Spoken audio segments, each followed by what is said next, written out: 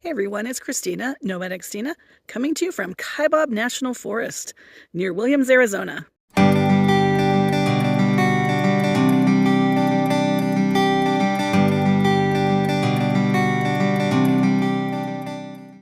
Okay, I am not going to see this site for nearly 2 months. It's 5:30 and I am hitting the road. I have a long, arduous journey ahead of me. I'm just kidding. Hopefully it won't be too arduous, although it does involve probably 8,000 miles of driving. Boy, it was a long drive from Southern California. I kind of kept changing routes, and last night I decided to visit my daughter in Massachusetts via northern Arizona and New Mexico. I'm going to head up to North Dakota. What a crazy route. Down through Minnesota and then down around a couple of the Great Lakes. I'm actually hoping to see Niagara Falls and then reach her school on Indigenous Peoples Day, aka Columbus Day weekend. Here's what my route looks like in the Road Trippers app. See what I mean? It goes up and then back down. Crazy but fun.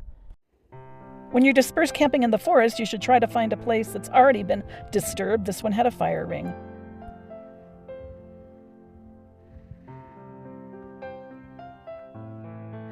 The whole North Dakota thing, that's kind of nuts, but I just really want to see Theodore Roosevelt National Park. Tomorrow, I'm just debating. I'm going to stay in this place for several days, so tomorrow or the next day, I might even drive to the Grand Canyon. I'm not that far from the South Rim. I think it's around 60 miles. I have a National Parks Pass. I have been there before, but not with any kind of decent camera. And I've never, and wasn't doing videos back then, that's for sure. I was still married to my ex-husband, so it's been over 10 years, I think, since I've seen the Grand Canyon. So I know it's worth the trip, but I've already got 4,000 plus miles one way to go. This is going to be something like a 9 or 10,000 mile trip before I'm done with it, but hey, I'll keep my car serviced and have a great time. This is also my first time dispersed camping in a national forest. I've done tons of dispersed camping in the deserts. I want to venture too far off the main spur. I don't have my use map. I know this is legal camping. Also, there has been some rain. There could be some rain. I don't want to get out somewhere where I'm going to get totally bogged down. And I'm only a short distance from the main paved road, about 2 or 3 miles. So it is a gorgeous area. And when it was 100 degrees down in Kingman, but when I got up here, it was like 77, 78, according to my car thermometer. And I always think those run a little hot, so it might have been even cooler.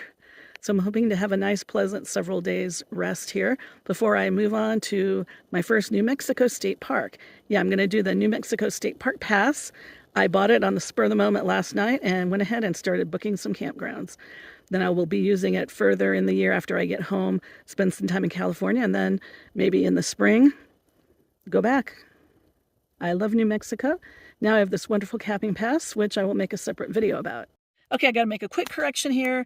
I was thinking about it, and technically Level Canyon near Las Vegas is part of what I believe is the Toyabe National Forest, part of the Spring Mountains National Recreation Area, so I have technically dispersed camped in a forest area, although really the part of the canyon I was camping in really still felt more like a high desert.